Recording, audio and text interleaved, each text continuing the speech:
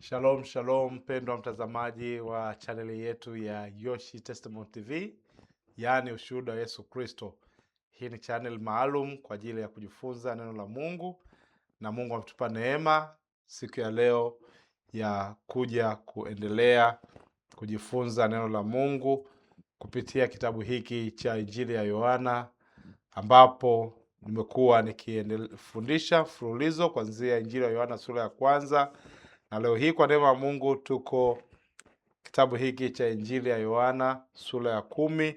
Tutasoma kuanzia mstari wa 22 mpaka 42. Ni mstari mingi kidogo, lakini naomba tuvumiliane tusome mstari hii, na baada ya hapo tutajifunza somo ambalo linamwelezea Yesu Kristo kama mchungaji mwema, lakini pia kinaleta utambulisho wa Yesu ni Kristo na ni mwana wa Mungu. Kwa tutakuja kuangalia habari hii ambayo kuna mjadala mkubwa kati ya Wayahudi na Yesu, wakimuuliza, wewe kweli ni mwana wa Mungu? Basi jitambulishe, jieleze, na kama wewe kweli ni mwana wa Mungu, kwa nini, inakuwaje, inatokeaje unakuwa duniani? Inakuwaje Mungu ana mtoto? Inakuwaje wewe ni Kristo? Kwa kuna maswali mengi ambayo yanaulizwa, lakini Yesu anawajibu, na ndivyo somo letu la leo utakavyokuja kuona. Na katika somo hili utakuja kuona upendo wa Yesu Kristo kwa kondoo zake ambao wanasikia sauti yake. Utakuja kuona Yesu kama mwana wa Mungu. Kwa nini Yesu ni mwana wa Mungu? Kwa nini Yesu anatofautishwa na manabii na wengine wote? Uzuri wa Yesu. Tutakuja kuona uweza wa Yesu katika mikono yake, na tutakuja kuona kitu hiki ambacho ni ushirika kati ya Mungu Baba, Mwana na Roho Mtakatifu. Kwa nini Yesu ni mwana wa Mungu?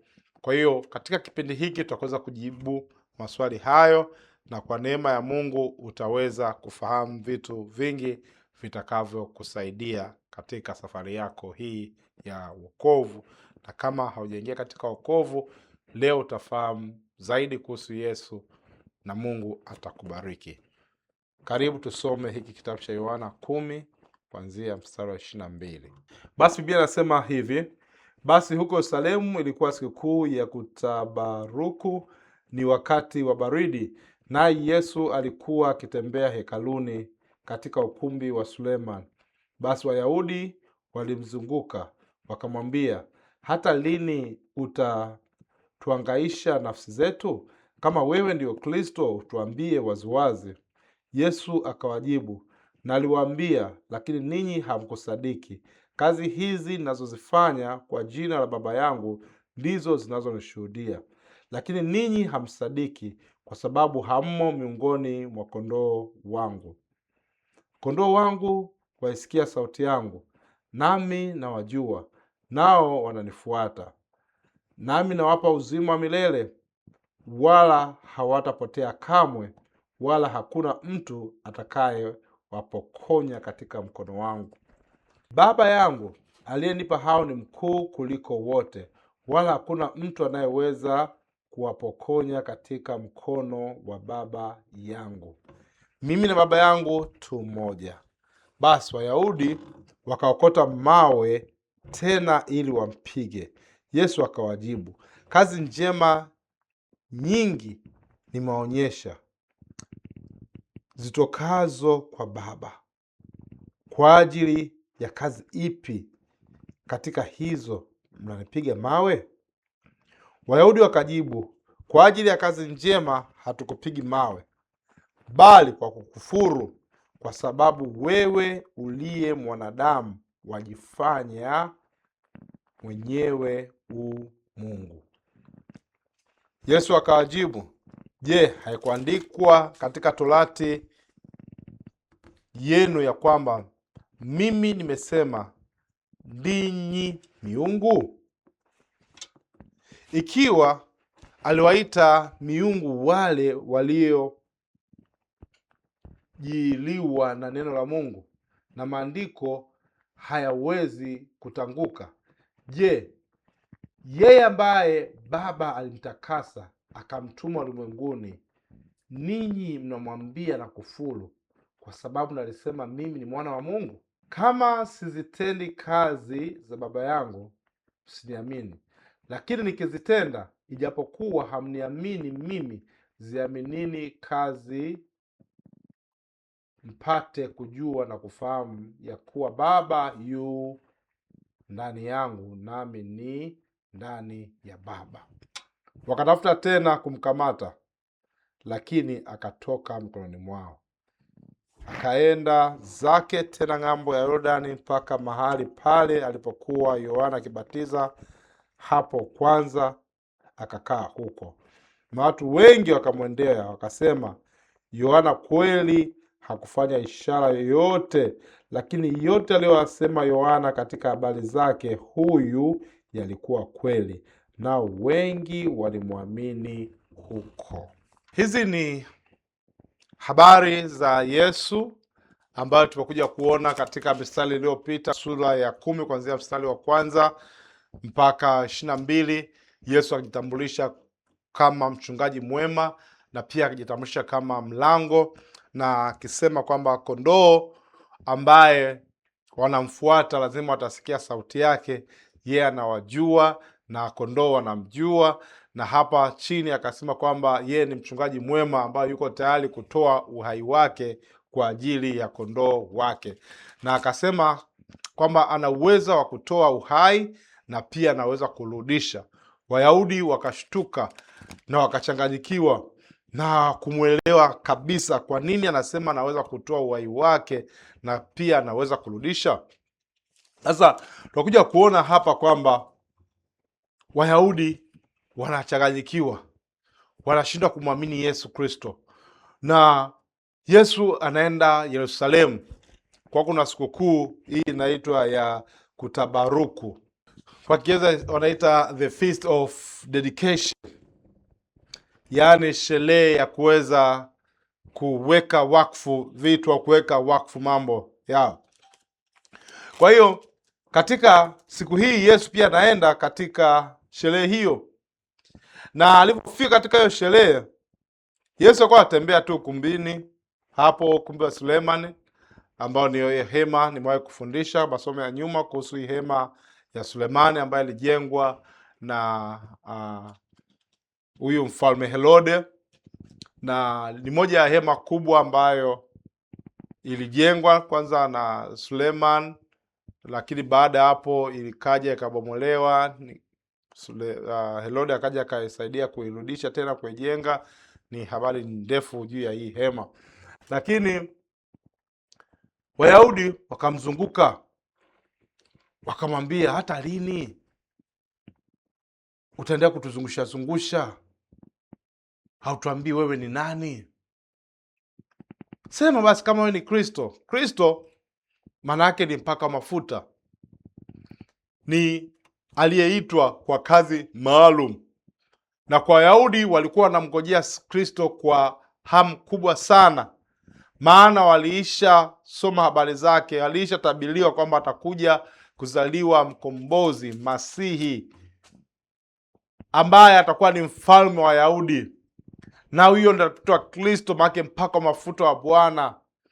Atakuwa na uweza mkubwa, atatokea katika chipukizi ya Daudi.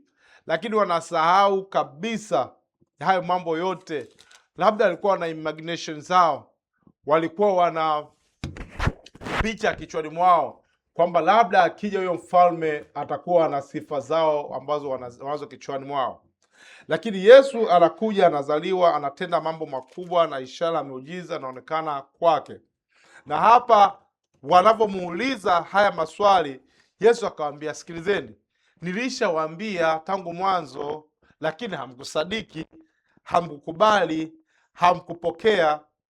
Lakini mstari 27, kondoo wangu wanasikia sauti zangu, nami wananijua, nao wananifuata, nami nawapa uzima wa milele, wala hawatapotea kamwe, wala hakuna mtu yoyote atakayewapokonya katika mkono wangu. Yesu anawapa hili jibu, naweza kaliita kama la kisiasa fulani kama Kiswahili tungeweza kuita jibu la kisiasa, yaani kwamba wanamuuliza swali moja, lakini Yesu anazunguluka, anawaambia habari njema, hakonsentrate kubishana nao, anaambia mimi niliwaambia, hamkusadiki, lakini wakondoo zangu, kama tulivyosema pale nyuma, kondoo zangu ni wale ambao wanaisikia sauti yake, wanafahamu sauti yangu, wameisha kubali, wameisha sikia, wameisha fahamu. Nao kondoo zangu wamesikia sauti yangu na nanijua, na sio kunijua tu, wananifuata. Lakini nyie Wayahudi hamsikii, hamnifuati, maana nyie sio kondoo wangu. Wayahudi wanataka ushahidi wa maneno, lakini Yesu anaonyesha kwamba tatizo halikuwa kwenye ukosefu wa ushahidi tu, lakini tatizo kubwa liko kwenye kuamini kwao. Wanashindwa kuamini, hata akiwaambia maneno mengi hawataamini. Ndio maana anza kutoa sifa za kondoo. Kondoo atasikia sauti yake. Kondoo ana sifa ya kusikia sauti ya mchungaji wake. Kondoo lazima atamtii mchungaji wake. Kwa nyie mngekuwa washirika wangu, nyie mngekuwepo, kama mngetaka kuamini kama mimi ni Kristo, lazima mngenitii, na lazima mngenifuata, na lazima mngeishi maisha yanayompendeza Mungu. Lakini nyie mmegoma, ndio maana mnashindwa kuamini. Hata nikiwaambia maneno mengi hamtasikia. Tunajifunza nini? Ukristo sio dini. Ukristo sio dhehebu. Ukristo sio ushabiki. Ukristo sio, tunaposema Ukristo maanake wale wa Kristo wanaomfuata Kristo ni zaidi ya ushabiki. Wanaomfuata Kristo ni watu ambao wanasikia sauti ya Kristo na kufahamu na kutii na kuishi maisha ambayo Kristo anataka kuishi. Na hapa Yesu anasema, Baba yangu alionipa hao ni mkubwa kuliko wote, wala hakuna mtu anayeweza kuwapokonya katika mkono wa Baba yangu. Mimi na Baba yangu tu mmoja. Kwa hiyo anasema mtu baada ya kumkiri Yesu Kristo, akumpokea Yesu Kristo, watu wanakuwa chini ya mkono wa Yesu Kristo, wanakuwa chini ya mkono wa Baba Mungu, wanakuwa chini ya ulinzi mkubwa, wanakuwa chini ya neema kubwa ya Yesu Kristo. Na Yesu Kristo akiwalinda, Baba yake anakuwa upande wake, na hakuna mtu ambaye anaweza kuwanyang'anya. Tusome kidogo Yohana 8 mstari wa 47. Kuna mabishano haya yalitokea. Yesu anasema hivi, yeye aliye wa Mungu huyasikia maneno ya Mungu, hivyo ninyi hamsikii kwa sababu ninyi si wa Mungu. Kwa hiyo Yesu hata kama angewajibu kiasi gani, wasingesikia, wasingepokea, maana si wa Mungu. Na hata leo kuna ubishano mkubwa, kuna mvutano mkubwa. Nani yako atamani kujua, lakini unaweka ubishi kwa sababu wewe si wa Mungu. Lazima moyo wako ubadilike kwanza, ukubali kupokea mambo ya Mungu, ukubali kusikia mambo ya Mungu, ukubali kugeuzwa, ndipo utaweza kuelewa juu ya Yesu. Lakini ukiisha kuwa mbishi, ukiisha weka ubishana ndani ya moyo wako, ukishajiwekea majibu kwamba Yesu sio Mungu, Mungu hajazaa Mungu, ukishaweka hayo majibu, hauwezi kuelewa, maana wewe si wa zizi hili. Lakini Yesu alishafungua mlango hata wa nje, akasema hata wasio wa zizi hili anawaita waingie katika zizi hili. Hivyo wewe fungua moyo wako, fungua utayari wako, fungua shauku ya ndani ya kutaka kumfahamu Yesu, utafahamu vitu vingi. Sikiliza Warumi 8:14, Biblia inachosema. Biblia inasema hivi, kwa kuwa wote wanaoongozwa na Roho wa Mungu hao ndio wana wa Mungu. Kwa kuwa mkupokea tena roho ya utumwa letao hofu, bali kupokea roho ya kufanywa wana, ambayo kwa hiyo twalia Aba, yaani Baba. Angalia maneno Yesu ambayo anafanya. Anasema hivi, kwa kuwa wote wanaongozwa na Roho wa Mungu hao ndio wana wa Mungu. Kumbe ambacho Wayahudi wanapigana, wanapishana na Yesu. Hawajaruhusu kuwa wana wa Mungu, hawajaruhusu kufahamu mambo ya roho. Wanachukua mambo ya rohoni kama mambo ya mwilini, wanachukua mambo ya rohoni kama ushabiki, wanachukua mambo ya rohoni kama mapokeo. Yesu anawaambia hapana, lazima ufahamu kwamba mimi nimekuja kwa ajili ya wenye dhambi, nimekuja kwa ajili kufanya hawa kondoo wanisikie, wanifuate mimi. Ndipo hapo sasa Yesu tutakuja kuona hapo anaanza kutoa habari ya uzima wa milele. Yohana 10 mstari wa 28 anaanza kutoa habari ya uzima wa milele. Nami nawapa uzima wa milele, wala hawatapotea kamwe, wala hakuna mtu atakayewapokonya katika mkono wangu. Ukimpata Yesu, ukimpokea Yesu, hautapotea kamwe. Uzima wa milele utakuwa ni zawadi yako. Utapewa neema ya wokovu, utapewa neema ya ushindi, utapokea msamaha wa dhambi, utapokea amani ya Mungu, utapokea ushirika la Mungu, utapokea tumaini la mbinguni. Yesu atakuwa upande wako, Yesu atakuwa baba yako, Yesu atakutunza, atakupa uzima wa milele, na hakuna mtu atakayeweza kukutoa katika mkono wake. Hakuna mtu anaweza kukutoa katika upendo wake. Warumi 8:35, ni nani atakayenitenga na upendo wa Kristo? Je, ni dhiki au shida au adha au njaa au uchi au hatari au panga? Kama ilivyoandikwa ya kwamba kwa ajili yako tunauawa mchana kutwa, tunahesabiwa kuwa kama kondoo wa kuchinjwa. Lakini katika mambo hayo yote tunashinda na zaidi ya kushinda katika yeye atutiaye nguvu. Hapa anasema hakuna hata mmoja atakayeweza kunitoa katika mikono yake. Hakuna hata mmoja anaweza kuwaiba wa kondoo zangu. Hapa Paulo anakuja kusema kitu gani kitakachonitenga na upendo wa Kristo? Je, ni dhiki? Je, ni adha? Je, ni uchi? Hakuna. Kwa sababu siku zote tunahesabiwa kama kondoo wa kuchinjwa, tunatunzwa, tunajinyenyekeza kama Yesu alivyojinyenyekeza. Isaya 53, alinyenyekeza, alikuwa mpole kama kondoo aendaye machinjoni, lakini wakati huo alijua kwamba amebeba ushindi, alijua amebeba msamaha, alijua amebeba ukombozi, alijua amebeba kibali. Yesu mwana wa Mungu. Anasema wote ambao wamebebwa naye, wote ambao wameokolewa naye, wote ambao wako mikononi mwa Yesu hawatapotea hata mmoja. Wote watahesabika kama washindi, wote watahesabika kama wana wa Mungu, wote watahesabika kama mashujaa hodari, kwa sababu Yesu Kristo ametubeba, ametuhifadhi, ametuweka katika viganja vyake. Sisi tu wana wa Mungu, tunalindwa na nguvu za Kristo katika uweza wa pendo lake. Ukimwamini Yesu Kristo, ukikaa katika mkono wake, utakuwa salama, utakuwa salama, utapokea uweza wake, utapokea ulinzi wa Baba, utapokea uaminifu wake. Biblia inaniambia kwamba uaminifu wake ni kweli, kizazi na kizazi yeye anabakia kuwa kuaminiwa. Na wale wote wanampokea Yesu Kristo, wale wote ambao wanakubali kumfuata Yesu, hata dunia itakavyopiga kelele. Yesu akasema, duniani nao dhiki nyingi, lakini jipeni moyo, mimi nimeushinda ulimwengu na ninyi utaushinda. Alijua kwamba duniani kuna watu wanaokejeli, kama alivyomkejeli. Kweli wewe ni Kristo?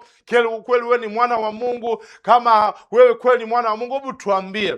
Hata pale ambapo yuko pale msalabani, hata katika safari ya msalaba, Herode alijaribu kumdhihaki, wale walinzi maaskari pale msalabani walijaribu kumdhihaki. Kama kweli ni Kristo, shuka chini tuone nguvu zako. Yesu mwana wa Mungu hakutaka kubishana nao, alijinyenyekeza ili atupate sisi, ili apate kutuokoa na damu, ili apate kutupa ushindi. Bwana Yesu asifiwe. Jambo jingine nataka kuona, Yesu ni mmoja, Yesu ni mmoja na Baba.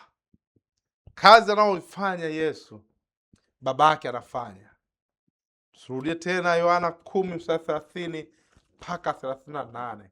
Yesu anasema hivi, mimi na Baba yangu tu mmoja. Basi Wayahudi wakaokota mawe tena ili wampige. Yesu akamwambia, kazi njema nimeonyesha zitokazo kwa Baba. Kwa ajili ya kazi ipi mnaotaka kunipiga mawe? Akasema, kuhusu kazi hatuna shida na wewe. Kazi uzozifanya ni nzuri kabisa. Hatuna ugomvi na wewe Yesu. Unajiita Yesu Kristo mwana wa Mungu. Kazi umefanya. Vipofu wamepona. Waliokuwa hawezi kutembea wametembea. Walio paralyzed wameweza kupata uponyaji. Hatutaki kupigana na wewe au kukupiga kwa sababu ya kazi njema, lakini nakupiga kwa sababu wewe unakufuru. Unasema kwamba wewe na Mungu ni mmoja. Wewe ni mwana wa Mungu, unajilinganisha sawa na Mungu, na wakati wao walikuwa washika torati zao. Torati yao nao waambia ni hivi kwamba Mungu ni mmoja, hakuna Mungu mwingine isipokuwa Mungu mmoja, na walishika torati hiyo ambao usimwabudu Mungu mwingine. Kwa hiyo wakajua ni Mungu ni mmoja. Wewe Yesu asemaje mwana wa Mungu? Unakufuru, unaharibu torati. Lakini Yesu alijua anachokisema. Chini yake akasema, sikilizeni bwana, hamjai kusoma hii habari kwamba ninyi ni miungu?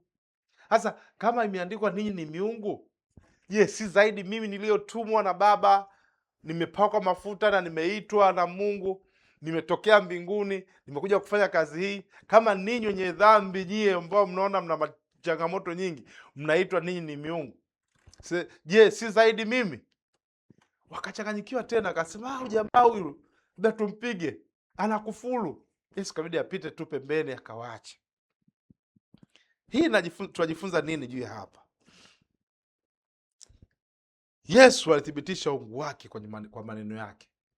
Hakuweza kujichanganya, akarudisha hata kwenye torati hiyo hiyo kwamba kuna uwezekano mkubwa kama Biblia imeleta ninyi miungu, manake kuna Mungu mkubwa zaidi, na mimi nimetoka mbinguni, manake mimi ni zaidi, nikiitwa mwana wa Mungu sikosei.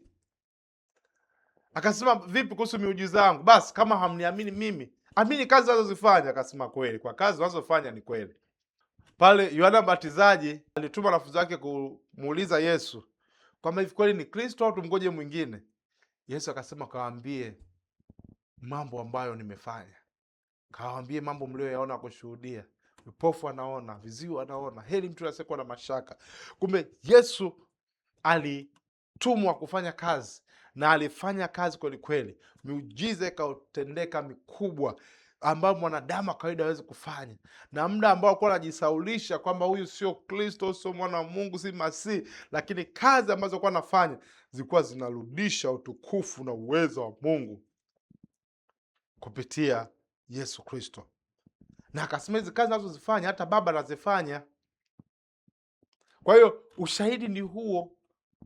Mungu ambao mnasema kwamba, kumbuka kuna muda ambao walikuwa watu wenye shida, labda ukoma au changamoto. Kumbuka yule ndugu ambaye kwa ameparalyze, ameenda katika kile kisima, asubiri malaika kutoka mbinguni ndo aje aweze kumdumbukiza katika kile kisima apate uponyaji. Maana yake walikuwa naamini utendaji kazi wa Mungu kupitia malaika, kupitia watumishi wake. Lakini Yesu akaja kuthibitisha kwamba mimi ni zaidi ya malaika, mimi ni zaidi ya kisima, mimi ni zaidi ya maji, mimi ni zaidi ya chochote. Nina uwezo mkubwa kufanya kazi kubwa na ya ajabu, kwa sababu nimetumwa kufanya kazi. Hebu kumbuka kitabu cha Yohana 1:1 ambayo inakumbusha uhusiano kati ya Mungu Baba, Mungu Mwana na Mungu Roho Mtakatifu. Hapo mwanzo kuwa na neno, na neno alikuwa kwa Mungu, na neno alikuwa Mungu. Huyo mwanzo alikuwa kwa Mungu. Vyote vilifanyika kwa huyo, wala pasipo yeye haikufanyika kitu chochote. Ndani yake ndimo kuwa na uzima, na ule uzima alikuwa nuru ya watu, nao nuru yang'aa gizani, wala mwezi hawezi kushinda. Kumbe chini ya kuja kusema nayo neno akafanyika mwili akakaa kwetu, nasi tukaona utukufu wake, kwamba Yesu ni Mungu, Yesu mwana wa Mungu, na Yesu ametumwa kwa ajili yetu sisi. Some pia Kolosai 2:9, maana katika yeye unakaa utimilifu wote wa Mungu kwa jinsi ya kimwili. Katika yeye Yesu Kristo unakaa utimilifu wote wa Mungu katika mwili. Kumbe Yesu amebeba utukufu wote, Yesu amebeba mamlaka yote, Yesu amebeba nguvu zote, Yesu amebeba ushindi wote. Waraka kwanza Waebrania sura mstari wa 1, Biblia inasema Mungu ambaye alisema zamani na baba zetu wa manabii kwa sehemu nyingi na kwa njia nyingi, mwisho wa siku anasema na sisi katika mwana aliyemweka kuwa mrithi wa yote, tena kwa yeye aliufanya ulimwengu, yeye kwa kuwa ni mng'ao wa utukufu wake na chapa nafsi yake, akivichukua vyote kwa amri ya uweza wake, akiisha kufanya utakaso wa dhambi, aliketi mkono wa kuume wa ukuu huko juu, amefanyika bora kupita malaika kwa kadiri ya jina aliyolirithi lilivyo tukufu kuliko lote. Waebrania hiyo 1 mstari wa 1 mpaka wa 3. Yesu amefanyika bora kuliko malaika wote. Yesu amefanyika bora kuliko jina lolote. Yesu amefanyika bora, na katika yeye utimilifu wote unakamilika, na katika yeye ulimwengu ulifanywa, na katika yeye ung'ao wa utukufu wa Mungu unadhihirika. Yesu ajitambulisha kwamba yeye na Baba ni mmoja, na maandiko ya Biblia yanakubali kwamba Yesu na Baba ni wamoja. Kwa hiyo ninapomalizia Yohana hii 10 kuanzia mstari 22 mpaka 42, nafundisha kwamba Yesu si mwalimu wa kawaida, si mtu wa kawaida, bali ni mchungaji mwema na ni mwana wa Mungu, na anajua kondoo zake vizuri, ambao ameahidi kuwapa uzima wa milele, na analinda kondoo zake kwa nguvu zake zote, na kupitia yeye na mikono yake hatahifadhi kondoo zake, hata ruhusu apotee, hata ruhusu aangamie. Yesu amejaa uaminifu. Changamoto za kila hali zinazokuzunguka, hofu na mashaka na kuzunguka, usiogope mwanadamu. Endelea kuamini tu, endelea kuwa mtiifu tu, endelea kusikiliza sauti ya Mungu, endelea kumpenda Bwana, endelea kuwa mwaminifu. Bwana atakutetea, Bwana atakuokoa, Bwana atakulinda, Bwana atakuwa pande wako. Yeye ni mchungaji mwema, na yoyote ambao amekuja kwake hata waacha kamwe, hata watupa kamwe, wala hataruhusu yoyote apotee. Kama unamtaka Yesu Kristo afanyike Bwana mwokozi wa maisha yako, ni muda mzuri wa kukabidhi maisha yako kwa Yesu. Naomba fuatisha maneno haya. Sema, asante Yesu kwa pendo lako. Nimesikia neno lako kwamba unanipenda, na mimi nakuja kwako, ufanyike Bwana na Mwokozi kwa maisha yangu. Namkataa shetani na kazi zake zote. Ingia ndani mwangu, unioshe na kunistakasa na kunibadilisha. Tangu leo nimeokoka, fanyika mwana wako, katika jina la Yesu Kristo, amen. Mungu akubariki. Asante kwa kuingia katika familia ya Yesu. Karibu kwenye safari hii ya wokovu. Mungu akubariki sana. Amen.